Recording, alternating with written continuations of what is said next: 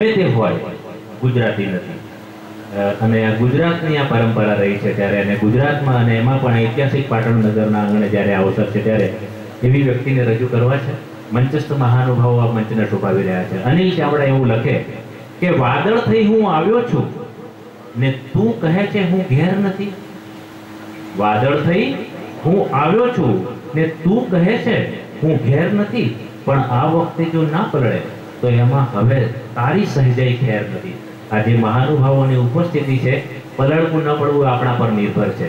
હું ડોક્ટર ડી.એમ. પટેલ સાહેબને વિનંતી કરીશ આપ આપના વક્તવ્ય માટે બતાવશો. ડોક્ટર ડી.એમ. પટેલ, કાર્યકારી કુલસચિવ શ્રી.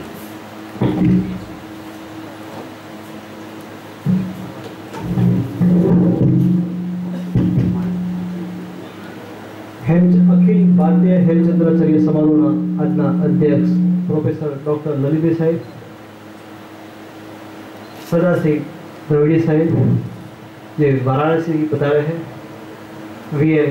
भट्ट साहेब, यतीन भाई शाह साहेब, डी.पी. राठवा साहेब, મારા મિત્ર શ્રી દિલીપભાઈ, જુદી જુદી કોલેજમાંથી પધારેલા પ્રિન્સિપાલ મિત્રો અને રિટાયર્ડ પ્રિન્સિપાલ પણ આવેલા છે અહીંયા, અમારા અધ્યાપક મિત્રો, વિદ્યાર્થી ભાઈ બહેનો, પત્રકાર મિત્રો, આ સમારંભમાં ભાગ લઈ રહેલા સર્વ પાર્ટિસિપન્ટને મારા સૌને નમસ્કાર.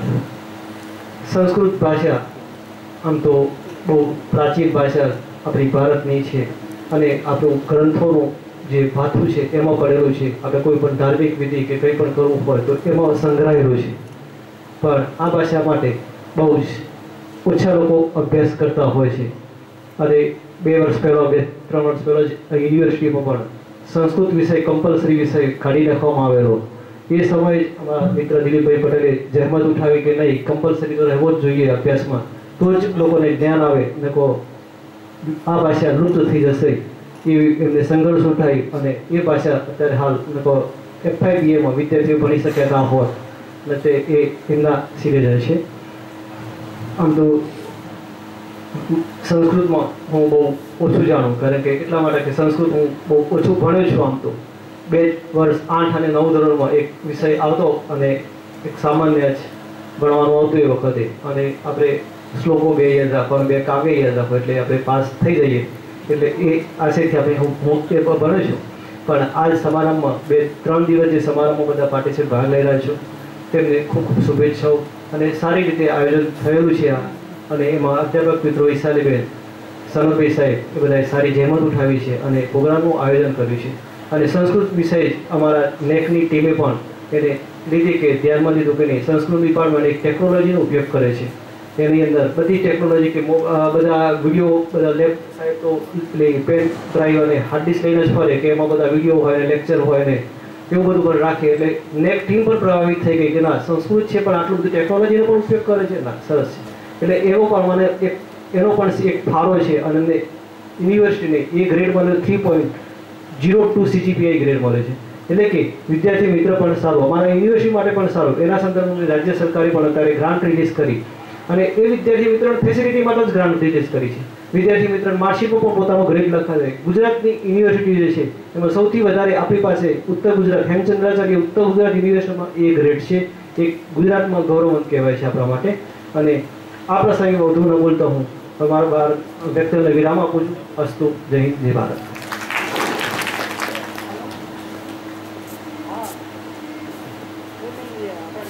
ખૂબ ખૂબ આભાર ડી.એમ. પટેલ સાહેબ આપનો. દોસ્તો, મન ભાવન વ્યક્તિનો એક જાદુ હોય છે. સુકાઈ રહેલા વૃક્ષમાં ભીની લીલાશ પ્રગટાવવાનો. કેટલાક નામો જ એવા હોય છે જેમાંથી અનેરી ખુશ્બુ પ્રગટતી હોય છે. કઈ કેટલાય નામનો ઉછળે મારે આંગણ દરિયો, કઈ કેટલાય નામનો ઉછળે મારે આંગણ દરિયો, એમાં એક જ નામ તમારું નાવ થઈને મહાલે. અને એ નાવ એટલે પ્રોફેસર વસંતકુમાર ભટ્ટ સાહેબ. ખૂબ ભાવપૂર્વક ભટ્ટ સાહેબને પ્રાસંગિક માટે વિનંતી કરું છું.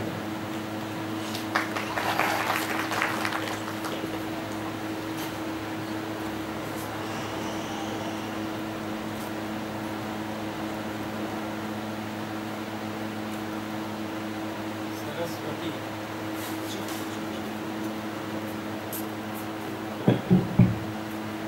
सरस्वती श्रुति महती महीयताम, सरस्वती श्रुति महताम संस्कृत विदुषाम महीयताम, सरस्वती श्रुत महताम आचार्य हेमचंद्राणाम महीयताम। अखिल भारतीय हेमचंद्राचार्य समारोह के इस पावन पर्व पर यहाँ उपस्थित होते हुए परम हर्ष का अनुभव हो रहा है। इस मंच पर आज जो विभूतियाँ उपस्थित हैं उनमें प्रातस्मरणीय प्रोफेसर विभा प्रसाद द्विवेदी जी के सुपुत्र प्रोफेसर डॉक्टर सदाशिव कुमार द्विवेदी जी, जो आगे आने वाले संस्कृत जगत के अत्यंत महनीय आलंकारिक सिद्ध होने वाले हैं और बहुत सारे रिसर्चेस की उनके पास से हमें अपेक्षा है। हम ये भी चाहते थे कि वो कदाचित आचार्य हेमचंद्र जी के काव्यानुशासन का आलोडन करके उसका कुछ नवनीत यहाँ हमारे सामने पेश करे। तो इस संदर्भ में यहाँ पधारे हमारे अनुज तुल्य प्रोफेसर द्विवेदी साहब, आर्ट्स फैकल्टी के डीन और अभी तो मित्र हो चुके हैं ऐसे प्रिंसिपल ललित भाई, प्रियवर सम्माननीय यतीन भाई श्री, और इस यूनिवर्सिटी की धुरा जिनके हाथ में है ऐसे हमारे कुल सचिव श्री DM पटेल साहब, और हमारे दूसरे अनुज डॉक्टर देव सिंह राठवा जी, दिलीप भाई पटेल और प्रिय शिष्य सनत और आप सब।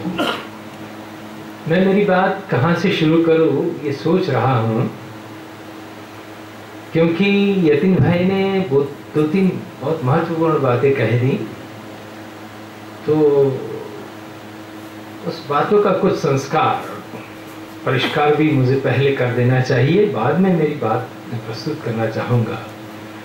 यतीन भाई की बात बहुत सटीक है और प्रासंगिक है। इस अवसर पर वो नहीं अपनी राय देते तो कब देते, और सुनने वाले यही है कि जिनको कुछ करना है। तो यतीन साहब, आपके वक्तव्य की मैं प्रशंसा करते हुए थोड़ा सा एक ये बात भी बताना चाहता हूँ कि इस यूनिवर्सिटी के सिलेबस में MPhil लेवल पर काव्यानुशासन अभ्यासक्रम में है, और साथ साथ में यहाँ हेमचंद्राचार्य जी का जो प्राकृत व्याकरण है उसको लेकर भी यहाँ सर्टिफिकेट कोर्स और डिप्लोमा कोर्स भी चल रहे हैं। न केवल यहाँ पर हमारे डॉक्टर सोलोमन जी ऐसे कहा करते थे, मैं अभी याद कर रहा हूँ, मेरे पुरानी पीढ़ी वाले मेरे पुराने गुरु माता डॉक्टर एस्थर सोलोमन जी, वो कह रहे थे कि दुनिया पोतानी गरजे संस्कृत भणशे। संस्कृत की चिंता हमें नहीं करनी है, संस्कृत मरने जा रही है, हमको कुछ करना चाहिए, ये नारा बंद कर दो। दुनिया खुद संस्कृत के लिए झुक जाएगी, संस्कृत के पास आएगी, उसकी उपासना करेगी। उसी तरह से आचार्य हेमचंद्र जी एक ऐसी विभूति है जिसकी हमें चिंता करनी जरूरी नहीं है, क्योंकि वर्ल्ड हिस्ट्री जब लिखा जाएगा पूरे विश्व का इतिहास, तब गुजरात में से दो ही विभूति आगे आने वाली है, एक है आचार्य हेमचंद्र जी और दूसरे है महात्मा गांधी। तो दुनिया अपने स्वार्थ से उन दोनों के चरणों में जाने वाली है। यदि कोई विचारधारा नहीं लानी है तो महात्मा गांधी के पास जाना पड़ेगा, कोई विद्या की उपासना करनी होगी तो आचार्य हेमचंद्र जी के चरणों में बैठना पड़ेगा। और आपको बताते हुए मुझे बहुत हर्ष हो रहा है कि ये जो दो विद्वान आ रहे हैं वो हमने चुनकर पुरानी पीढ़ी वाले को नहीं बुलाए हैं। दिलीप भाई ने सोचा, राठवा साहब ने सोचा कि ऐसे व्यक्तियों को बुलाया जाए कि जो आचार्य हेमचंद्र जी की जो सरस्वती है उसके कुछ नवोन्मेष इस भारत की विद्वत जगत के सामने रखे। तो उस दृष्टि से एक अलंकारिक के रूप में प्रोफेसर सदाशिव द्विवेदी यहाँ हैं, जो करीब 1.5 महीने से हमारे लिए काव्यानुशासन का आलोडन करके आज यहाँ प्रस्तुत करने वाले हैं। और ऐसे ही दूसरे नई पीढ़ी के दिग्गज विद्वान डॉक्टर मल्हार कुलकर्णी जो IIT बॉम्बे में है, वो आचार्य हेमचंद्र जी के सिद्धहेम शब्दानुशासन पर बोलने वाले हैं। तो इस समारोह में भी ये ख्याल प्रधान रूप से केंद्र में हम रखा करते हैं कि ऐसा हो जाए, मोर नाचा आंगन में किसने जाना, गुजरात में एक आचार्य पैदा हुए, इतने सारा शास्त्र लिख दिए, कौन जानेगा, कब जानेगा? जानने के लिए कुछ मौका बनाना पड़ता है। इसीलिए ये इस डिपार्टमेंट की ओर से 16 साल से ये समारोह का आयोजन हो रहा है। उसके पीछे ये भावना यही है और कोई भावना नहीं है कि हमारे गुजरात के इतने, आपने ठीक शब्द का प्रयोग किया है, ज्योतिर्धर है, एक मिसाल लेके सारे भारतवर्ष में विद्या को प्रकाशित कर रहे हैं। तो ऐसे आचार्य जी के चरणों में नमस्कार करते हुए मुझे जो बात कहनी थी वो बात ये सी थी कि हमारे वाक्यपदीय में भर्तृहरि ने इदम पुण्यतमम ज्योति असंसारम इत्यते शब्द को पुण्यतम ज्योति कहा है। अब ये संस्कृत विद्या है तो उसमें शास्त्र चर्चा जुड़ेगी। तमग्रहणम किम कर्तु ईप्सित तमः कर्म, तो भट्टोजी दीक्षित ये प्रश्न उठाएंगे कि सूत्रकार ने तम प्रत्यय का सुपरलेटिव डिग्री का विनियोग क्यों किया। ये बात आएगी ही कि शब्द पुण्यतम ज्योति क्यों है। तो एक ज्योति आकाश में है, आदित्य सूर्य स्वरूप एक ज्योति देदीप्यमान है, जिसके कारण इस ब्रह्मांड में प्रकाश फैलता है। वो पुण्य ज्योति है। पुण्यतर ज्योति कौन है? वेलकम कुलकर्णी साहब, आपका हार्दिक स्वागत है। मंच पर भी आइए आप। वेलकम।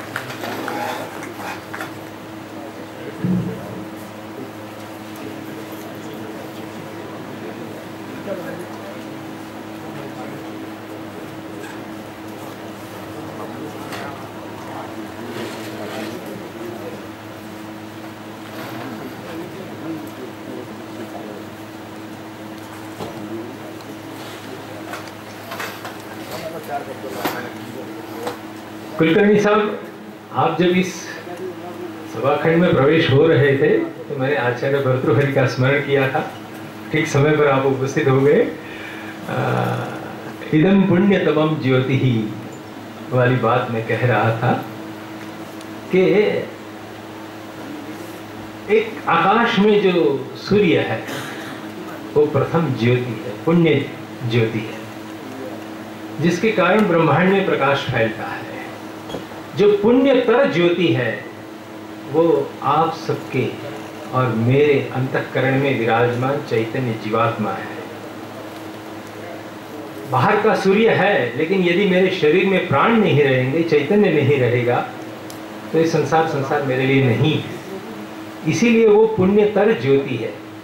लेकिन सूर्य के होने के साथ साथ और चैतन्य के होने के साथ साथ तीसरा ज्योति शब्दरूप ज्योति है, जो पुण्यतम ज्योति है।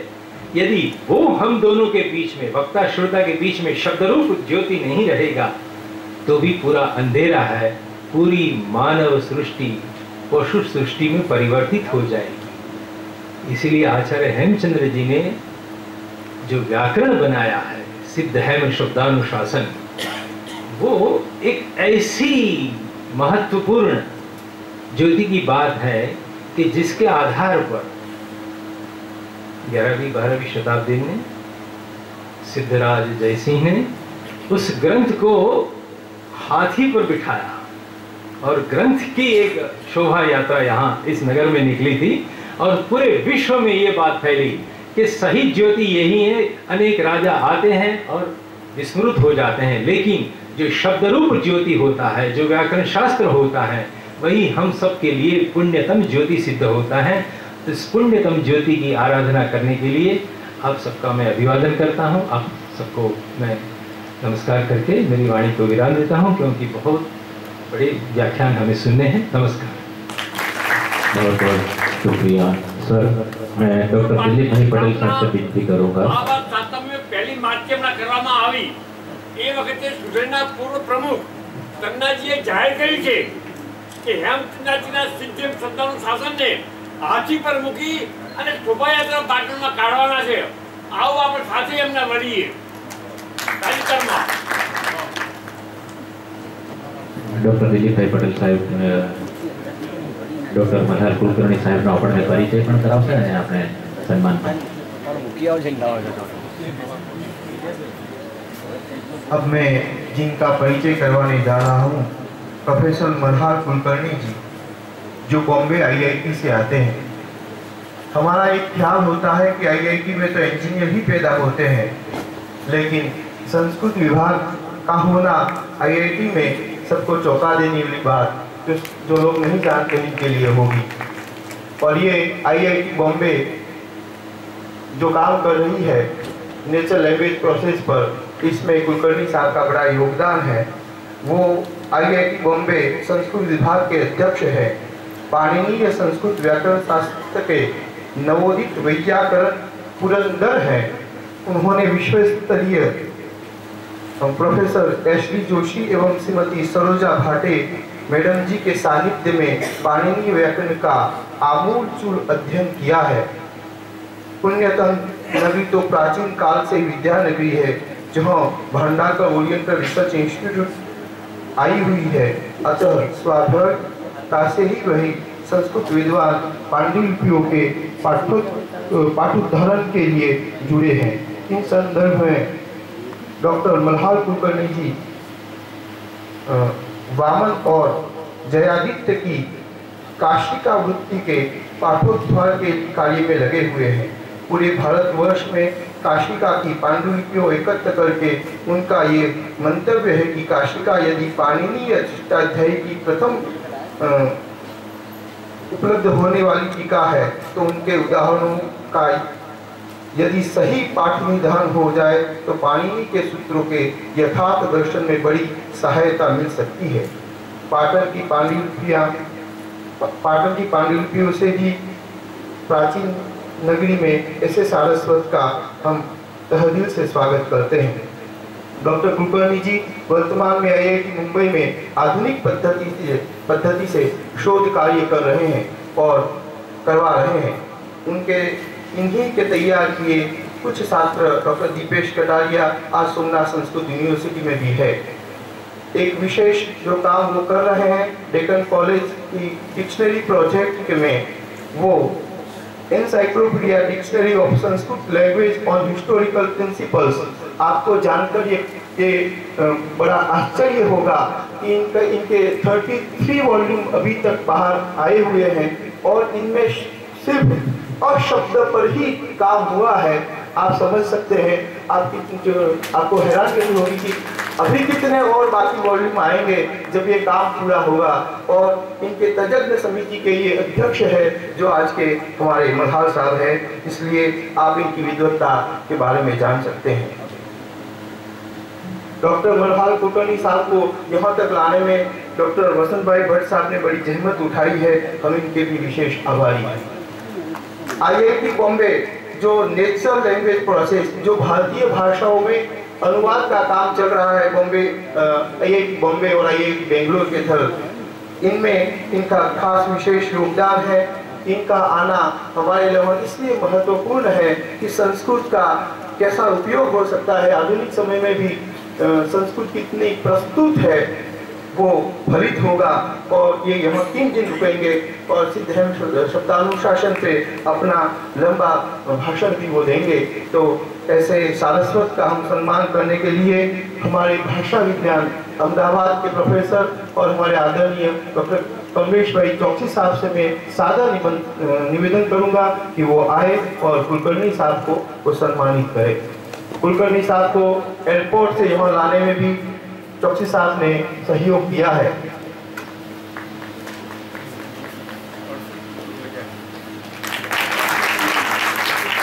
कुलकर्णी साहब आज भी शनिवार और रविवार के दिन बॉम्बे से पुणे जाते हैं और संस्कृत के क्रियापदों का पाठ करवाते हैं। ये एक बड़ी बात है, ऐसे विद्वान का पाटन में आ जाना और बहुत गौरव की बात है। सर, हमसे बहुत आभारी हैं। बहुत बहुत शुक्रिया डॉक्टर दिलीप भाई साहब आपका। दोस्तों, कुछ लोग ऐसे होते हैं जिनके आने से आनंद होता है, और कुछ लोग ऐसे होते हैं जिनके जाने से आनंद होता है। और मैं बड़ा खुशनसीब हूँ कि आज आपने हमारी चौखट पे कदम रखा है। कहने को जी कर रहा है कुलकर्णी साहब आपके लिए कि जब से रखा है कदम आपने हमारी चौखट पे, जब से रखा है कदम आपने हमारी चौखट पे, आसमान से भी ऊंचा हमारा सर लगता है। तेज आंधिया है फिर भी मैं रोशन हूँ, ये सिर्फ आपकी रहमतों का असर लगता है। बड़ी शिद्दत के साथ मैं सादर विनती करता हूँ डॉक्टर कुलकर्णी जी को, अध्यक्ष संस्कृत विभाग IIT बम्बई से पधारे हैं कि आप अपना प्रासंगिक उद्बोधन करने के लिए पधारे। सर, ये सिलसिला खत्म होने को है सर, कीनोट स्पीकर की बाकी है, तो मेरी आपसे सादर विनती कि आप अपना प्रासंगिक उद्बोधन के लिए पधारे। તમે તમારા કાનના પલ્લાઓને જરા સરખા કરી લેજો, એટલા માટે કે હવેના બંને જે સ્પીકર છે ને આપણે અહીંથી દૂર સુદૂરથી અહીં આવ્યા છે ને આપણે એમને સાંભળવા છે। આ ઐતિહાસિક પાટણનગર, આ એવું શહેર ભટ્ટ સાહેબ કે નામ ભલે પાટણ હોય પણ પેરિસ જેવી પહેચાન છે। દરેક કોળમાં એક મંદિર में સત્સંગ ધામ અમારી શાન છે। एक बार आवीने तो जुओ, मरवानुं पण मन थाय एवुं अमारुं सिद्धपुरनुं स्मशान छे। जूना गणीना देवड़ा, प्रवीण मिठाई घरना देवड़ा, जूना गणीना गोटा, आ बधुं तो ठीक, पण राणीनी वाव, सहस्त्रलिंग तळाव अने पंचासरना देरासर तो अमारी जान छे। एवुं आ पाटण गामने, पाटण शहेरना आंगणे कुलकर्णी साहेबने आपणे आवकार्या।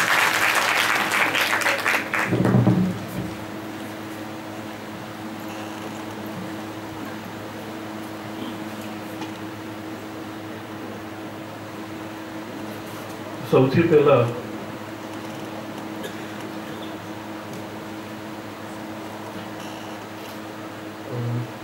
હું સભીને અહીંયા મારા પ્રણામ આપું છું, પ્રણામ કરું છું। જે તમે અહીંયા બોલાવીને મને એટલું બધું સન્માન આપ્યું છે। મારી ગુજરાતી તો મુંબઈ માં રહીને ત્યાં જેટલી હું મેં શીખી એની આધારે જ અહીંયા થોડી બહુત બોલી શકું છું। અને આ વિશેષ આનંદનો પ્રસંગ છે મારા લીધે કે અમારા ગુરુવર प्राध्यापक महोदय वसंत कुमार भट्ट महोदय एना आशीर्वाद अहींया હું પ્રાપ્ત કરી શકું છું। અને તમારી સામે ફરીથી એકવાર આચાર્ય હેમચંદ્ર અને એમનું વ્યાકરણ શાસ્ત્રનું યોગદાન અને અમારા IITમાં સંસ્કૃત માટે જેટલું પણ કામ ચાલે છે એનું એક રિપોર્ટ, શું ચાલે છે, કે કેવી રીતે ચાલે છે, અને આ બધું હું તમારી સામે પ્રસ્તુત કરી શકું। તો સર્વપ્રથમ અહીંયા મને બોલાવવા એટલે ડૉક્ટર ભટ્ટ મહોદયના હું આભાર વ્યક્ત કરું છું। અને તમારા પણ જે તમે એટલા ધૈર્ય રાખીને જો મારું વિલંબ થઈ ગયું ત્યારે પણ તમે અહીંયા બેસી રહ્યા અને મને સાંભળ્યું। ધન્યવાદ।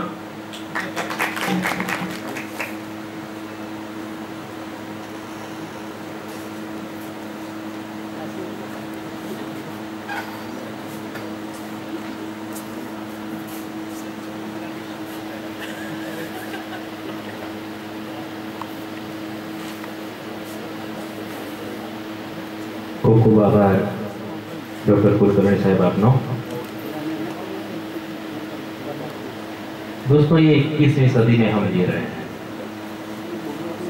एक ऐसी सदी जो 20वीं सदी है कि जन्म से मरण तक दौड़ता है आदमी, जन्म से मरण तक दौड़ता है आदमी, दौड़ते ही दौड़ते दम तोड़ता है आदमी। आंखें गीली, होठ ठंडे और दिल में आंधियां, आंखें गीली, होठ ठंडे और दिल में आंधियां, तीन मौसम एक ही संग ओढ़ता है आदमी। हम ऐसे माहौल में जी रहे हैं। लेकिन दोस्तों, कहते हैं कि जिंदगी के अनेक रंग होते हैं और रंगों में भी अनेक रंग होते हैं, लेकिन याद रह जाए जीवन भर ऐसे साल में सिर्फ एक या दो ही प्रसंग होते हैं। ऐसा ही आज का अवसर अखिल भारतीय हेमचंद्राचार्य समारोह, और इस समारोह में हमारे बीच उपस्थित keynote speaker professor doctor Sadashiv Dwivedi ji को मेरी सादर विनती कि आप आपका वक्तव्य देने के लिए सादर प्रस्तुत हो।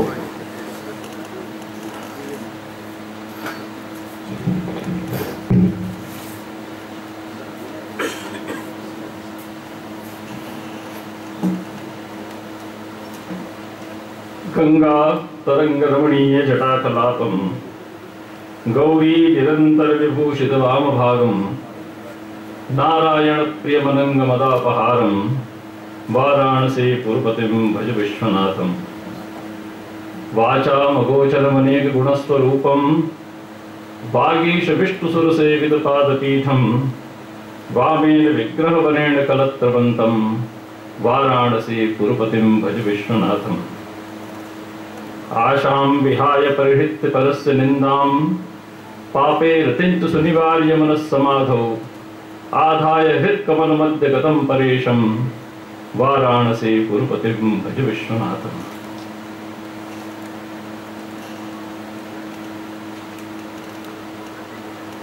हेमचंद्राचार्य समारोहेऽस्मिन् उपस्थिताः लाटप प्रदेशीयाः संस्कृत विद्वांसः, मंचस्थाः नॉर्थ गुजरात विश्वविद्यालयस्य अधिकारिणः विद्वांसः समारोहस्यास्य सूत्रधारभूताः विभागाध्यक्ष महाभागाः एवंच आचार्य प्रोफेसर वसंत कुमार भट्ट महाभागाः,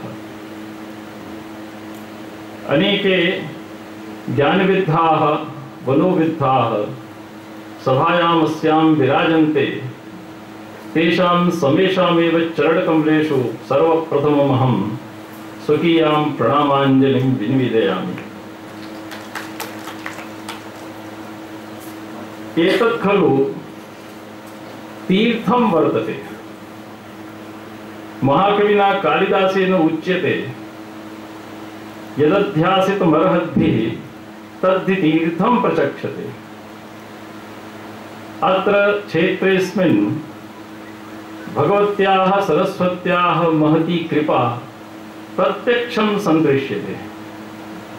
अहं काशीतः समागतोऽस्मि। काशी तु सर्वविद्यायाः राजधानी वर्तते। काशी हिंदू विश्वविद्यालयस्य कुलगीतं तत्र मधुर मनोहर अतीव सुंदर यह सर्वविद्या की राजधानी, प्रतीचि प्राची का मेल सुंदर यह सर्वविद्या की राजधानी इत्येतत् कुलगीतं वर्तते। तथैव अत्रापि एकं कुलगीतमस्ति। मन्ये तावत् क्षेत्रमेतत् सरस्वत्याः क्षेत्रं वर्तते। यतो हि क्षेत्रेऽस्मिन् अनेके विद्वांसः सञ्जाताः, अनेके सूरयः सञ्जाताः इति तु उच्यताम्। ते सर्वेपि यद्यपि आसन् जैनमतावलम्बिनः, किन्तु संस्कृतशास्त्रेषु आसीत् तेषाम् अत्यन्तम् आदरः। परिनिष्ठितं ज्ञानं तेषु आसीत् प्रतिष्ठितम्। अहम तावदत्र उपस्थापयामि साहित्यशास्त्रे यैः जैनाचार्यैः स्वकीयम् अवदानं विहितं तेषु अन्यतमाः वर्तन्ते आचार्य हेमचन्द्राचार्याः। हेमचन्द्राचार्यस्य यत् सारस्वतम् अवदानं वर्तते तत्तु मन्ये तावत् सर्वेष्वपि क्षेत्रेषु अत्यन्तं प्रसिद्धम्। इदानीमपि सर्वैरपि पठ्यते, इदानीम् उपलभ्यते इत्यस्ति अस्माकं समेषामेव सौभाग्यम्। किन्तु हेमचन्द्राचार्यातिरिक्ताः अनेके सूर्यः अस्मिन् क्षेत्रे आसन्, सम्पूर्णेऽपि भारते आसन् जैनमतावलम्बिनः, यैः साहित्यशास्त्रम् अनेकैः अभिनवैः तत्त्वैः अलङ्कृतम्। तेषु तत्र रामचन्द्रसूरिः, नरेन्द्रप्रभसूरिः, विजयवर्णी, अमरचन्द्रसूरिः, विजयचन्द्रसूरिः एवञ्च अजितसेनः, मन्ये एते सर्वेपि जैनमतावलम्बिनः सन्ति। एतैः साहित्यशास्त्रमधिकृत्य यत्किमपि लिखितं, यत्किमपि उपस्थापितं तत् अद्वितीयं वर्तते। अहमद्य समुपस्थितोऽस्मि हेमचन्द्राचार्यस्य काव्यानुशासनम् अधिकृत्य किमपि उपस्थापयितुम्। हेमचन्द्राचार्यस्य काव्यानुशासनम् एकः अद्वितीयः ग्रन्थोऽस्ति। तत्र ये साहित्यसिद्धान्ताः वर्तन्ते तेषु सिद्धान्तेषु किमपि अभिनवं प्रतिपदं सन्दृश्यते। असौ आसीत् श्वेताम्बरजैन सम्प्रदायानुयायिनः, एवञ्च साहित्यशास्त्रस्य परम्परायां काव्यानुशासनं छन्दोनुशासनं च इति ग्रन्थद्वयम् उपलभ्यते। हेमचन्द्रस्य काव्यानुशासने काव्यस्य नियामकानां प्रायेण सर्वेषामेव तत्त्वानाम् अभिनवदृशा विवेचनं समुपलभ्यते। काव्यानुशासनम् इति नाम्ना अत्र प्रसिद्धानि सूत्राणि वर्तन्ते। अलङ्कारचूडामणिसंज्ञिका स्वोपज्ञा वृत्तिः वर्तते, विवेकाख्या स्वोपज्ञा टीकापि अत्र उपलभ्यते। अत्र नाट्यविषयकानि तत्त्वान्यपि नायक नायिका स्वरूपालंकार निरूपण प्रसंगे सप्तमाध्याये उपलभ्यन्ते। आचार्योऽसौ नायक नायिकानाम् अत्र सात्विकालंकारान् निरूपयति विस्तरेण। अन्तिमे अष्टमे अध्याये हेमचन्द्राचार्यः प्रेक्षश्रव्यत्वेन काव्यप्रकारान् लक्षयति। काव्यानुशासनम् इत्येषा या संज्ञा वर्तते ग्रन्थस्यास्य, तत्रापि किमपि रहस्यं दृश्यते। अष्टाध्यायात्मकस्यास्य काव्यानुशासनस्य निर्माणाय आचार्योऽसौ काव्यप्रकाशकारस्य विधिम् अनुसरति, न पुनः सिद्धान्तान्।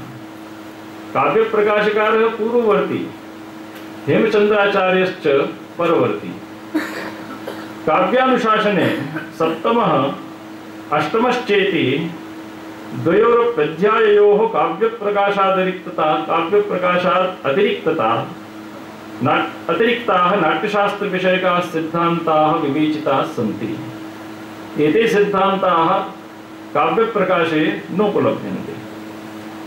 काव्यानुशासने अनुशासन शब्दः व्याकरणशास्त्रात् उपास्तोऽस्ति, अथ शब्दानुशासनम्। ग्रन्थस्य विभागाय पुनरध्याय इत्येषा संज्ञा अष्टाध्यायीतः सम्पादिता अस्ति।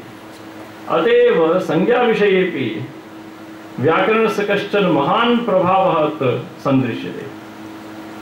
इत्थमाचार्योऽसौ व्याकरणशास्त्रमनुसरति स्वग्रन्थसंज्ञा निर्धारण विषये। सर्वप्रथमं समुचितेष्ट देवताम् असौ नमस्करोति। कश्च समुचितेष्ट देवता जैनीं वाचं स्तौति आचार्योऽसौ।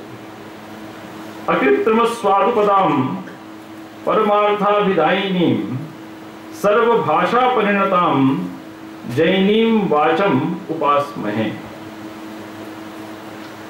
अत्र प्रस्तावनायां हेमचंद्राचार्य कथयति यत् पूर्वं शब्दानुशासनम् इत्यस्मिन् वाक्तत्वस्य यन्निरूपणम् अस्माभिर्विहितं तस्यैव काव्यत्वसाधकानां तत्त्वानां काव्यानुशासने निरूपणमिदानीम् अस्माभिर्विधीयते। अत्र मन्ये भोजराजस्य कश्चन प्रभावः अत्र सन्दृश्यते, किन्तु भोजस्य कुत्रापि उल्लेखः आचार्य हेमचंद्राचार्येण स्वकीये काव्यानुशासने कुत्रापि न कृतः। शब्दानुशासने अस्माभिः साध्यो वाचो विवेचिताः तासाम् इदानीं काव्यत्वं यथावत् अनुशिष्यते। भोजराजेन साहित्य शब्दस्य विचारणा विषये उक्तं 12 संबंधात्मकं साहित्यं भवति। अविधा विवक्षा तात्पर्यं प्रविभागो विपेक्षणं सामर्थ्यम् अन्वयः एकार्थी भावः एवञ्च दोषहानिः गुणादानम् अलङ्कारयोगः रसावियोगश्च। अत्र 8 यानि तत्त्वानि वर्तन्ते तानि तु साहित्यस्य नियामकानि, तुरीयानि च 4 तत्त्वानि काव्यस्य नियामकानि वर्तन्ते। अतएव शब्दानुशासने काव्यत्व साधनाय इदानीं हेमचंद्राचार्येण काव्यानुशासनस्य रचना विहिता इति तु स्वयं हेमचंद्राचार्यस्य उद्घोषः। मम्मटेन असौ कश्चन एते प्रभाविताः सन्ति, किन्तु मम्मटाचार्यस्य ये सिद्धान्ताः ते एतैः अक्षरशः नानुसृताः। तत्र काव्यप्रयोजनविषये यदा विचारः क्रियते तर्हि यानि प्रयोजनानि आचार्य मम्मटेन स्वीकृतानि तानि प्रयोजनानि तेषु 3 प्रयोजनानि एतैः निरस्तानि।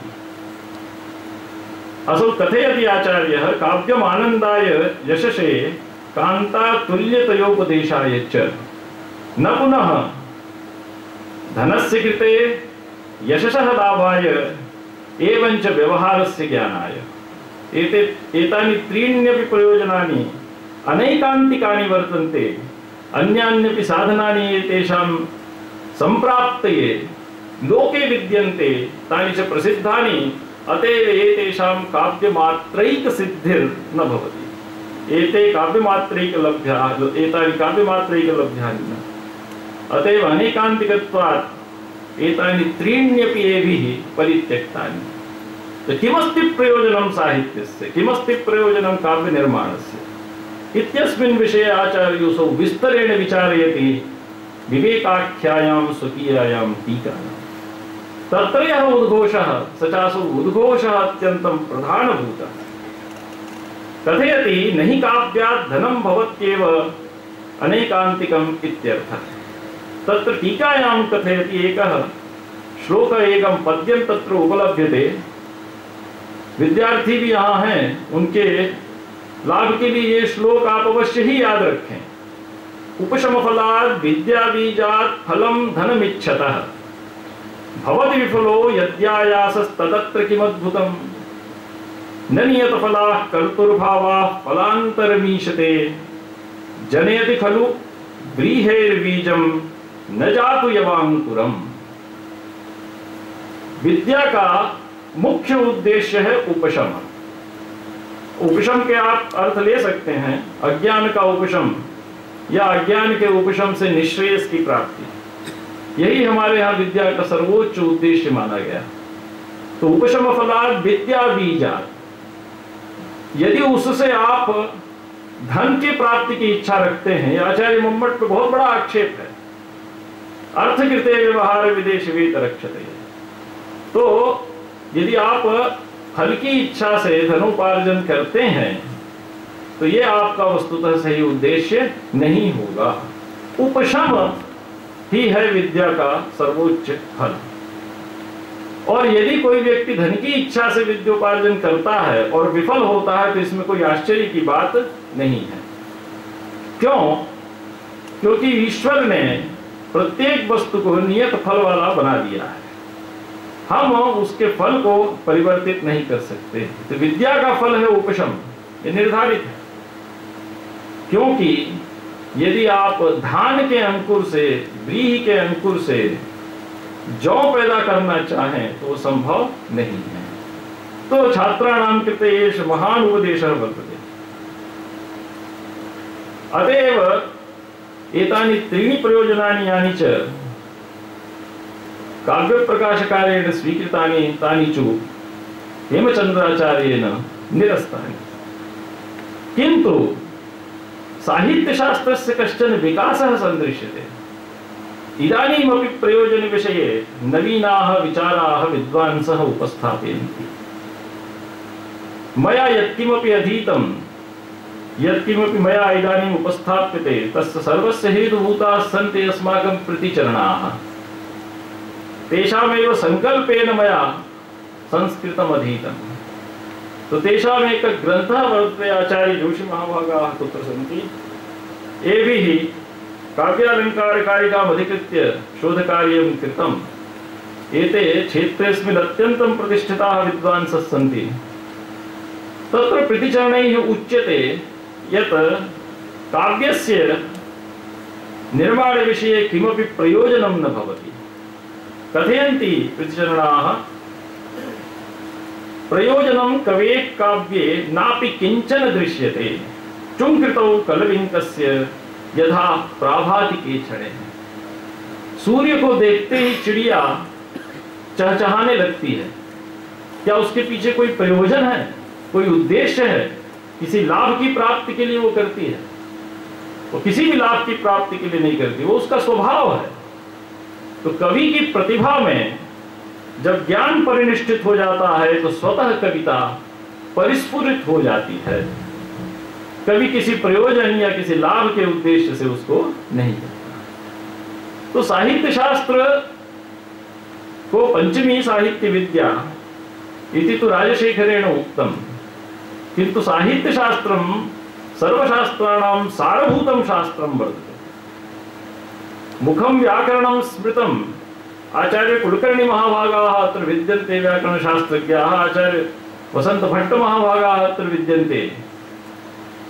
एते सर्वेपि अत्यन्तं परिनिष्ठिताः वैयाकरणाः। व्याकरणं विना नास्ति कुत्रापि गतिः, किन्तु सर्वशास्त्रज्ञता अपेक्षते साहित्यशास्त्रस्य ज्ञानाय। काव्यकारणता विषये आचार्य मम्मटेन यद् विचारितं तदपि आचार्य हेमचंद्राचार्यः नानुसरति। एतेषां मते प्रतिभा एव अस्ति एकं कारणं काव्योत्पत्तेः। अतएव एते प्रतिभैक कारणतावादिनः सन्ति, न पुनः समुदित कारणतावादिनः। मम्मटादयः आचार्याः इति हेतुस्तदुद्भवे इति उक्त्वा त्रयाणामपि एककालावच्छेदेन उपस्थितिं काव्योत्पादनाय स्वीकुर्वन्ति। किन्तु आचार्य कथयति यत् तत्र एकमेव कारणं वर्तते काव्योत्पत्तेः, तदस्ति प्रतिभा। सा च द्विविधा वर्तते, एका सहजा, द्वितीया औपाधिकी। तो सावर्णक्षयोपशम मात्रात् सहजा जायते, द्वितीया च औपाधिकी वर्तते, सा च मंत्रादेः औपाधिकी। औपाधिकी एषा प्रतिभा श्रीहर्षे नैषधीय चरितस्य श्रीहर्षस्य कवितायां प्रत्यक्षं प्रतिष्ठिता दृश्यते, उपस्थिता दृश्यते। एवञ्च कविकण्ठाभरणे क्षेमेन्द्राचार्योऽपि अस्याम् औपाधिकीं प्रतिभां बहु मनुते। श्रीहर्षस्य सारस्वतेयस्य मंत्रस्य अनुष्ठानेन काव्य प्रतिभा प्राप्ति। श्रीहर्षस्य नैषध काव्ये उच्यते, अवामा वामार्धे सकल उभयाकार घटना द्विधाभूतं रूपं भगवदभिधेयं भवति यत् तदंतर मंत्रं में स्मरहरमयं सेन्दुममलं निराकारं शश्वत् जप नरपते सिद्ध्यतु सते।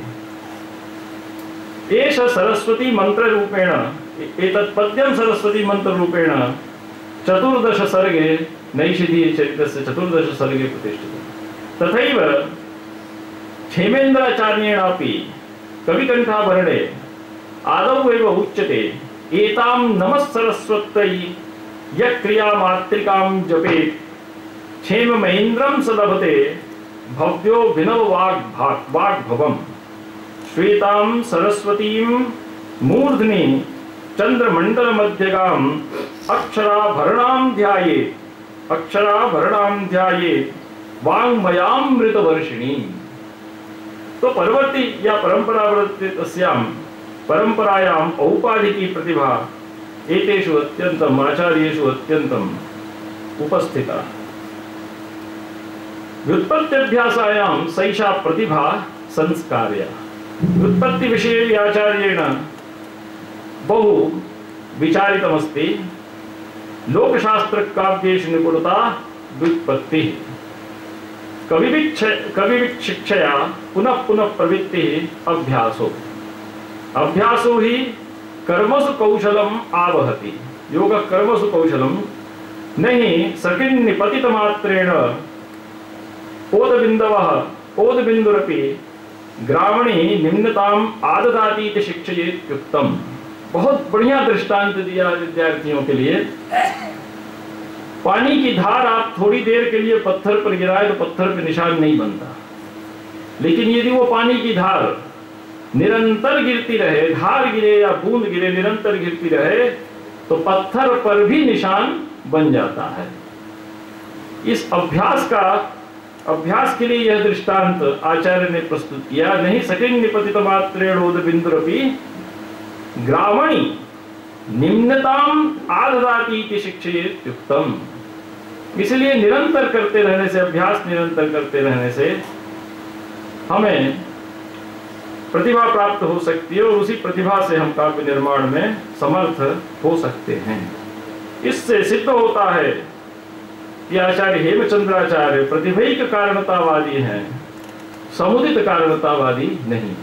इसी प्रतिभैक कारणतावाद को आचार्य जगन्नाथ ने अपने रसगंगाधर में प्रतिष्ठित किया। तस्य च कारणम कविगता केवला प्रतिभा।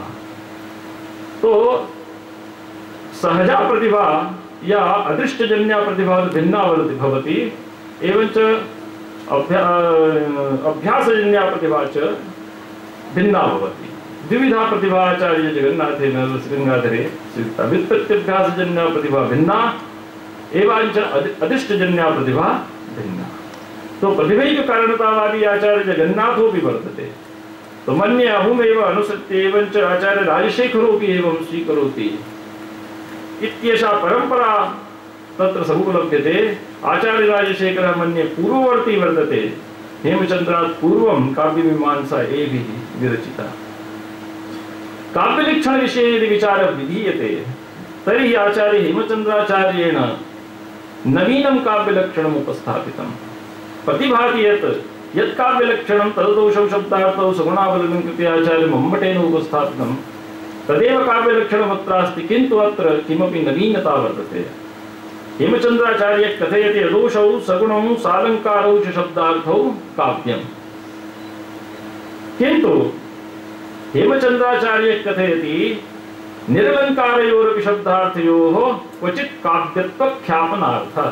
चकारोत् अत्र चकारः वर्तते, तत्र चकारः निरलंकारयोरपि शब्दार्थयोः क्वचित् काव्यत्वख्यापनार्थः।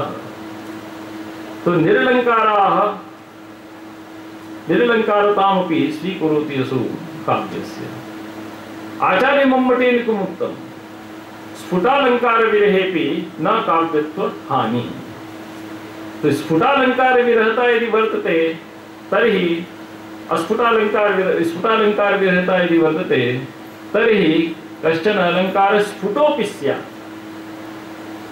तो स्फुटालंकार विरहता कुत्र उपलभ्यते? नाट्यशास्त्रे यानि लक्षण तत्वानि 37 संख्याकानि तत्र स्फुटालंकार विरहता विद्यते। अतएव स्फुटालंकार विरहत्वेन न काव्यत्व हानि है। अतएव स्फुटालंकार विरहत्वम लक्षण तत्वेषु उपलभ्यते।